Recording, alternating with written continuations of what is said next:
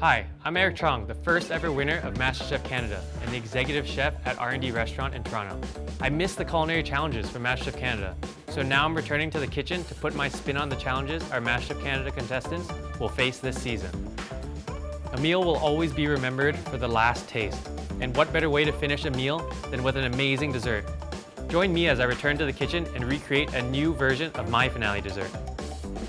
So the name of this dish is Pina Colada. It's a reinvented version of the classic tropical dessert. So the macadamia nut sand is the base for the dessert. It adds a nice, beautiful crunch to it. I used the Miele 30-inch wall oven to bake my macadamia nut sand, and it's perfect because it has convection and gets a nice, even browning on all the nuts and crumbs. So to make my drunken banana puree, after the bananas have been broiled, we blend it with dulce de leche, a little bit of milk, and cinnamon. Make some spiced rum caramel by caramelizing some brown sugar, adding a little bit of butter, cream, and then of course deglazing with that tasty rum. So the Malibu ice cream is made simply by melting all the ingredients and then freezing it extremely cold with liquid nitrogen. So we compress pineapple with rum and brown sugar in the Miele sealing drawer, concentrating all that flavor.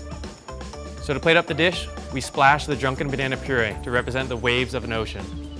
To bring in the beach, we add the macadamia nut sand, add those nicely caramelized pineapple cubes, put some nice cold scoops of Malibu ice cream, and then drizzle that beautiful rum caramel over top the ice cream. Finished, of course, with a nice sand beach umbrella.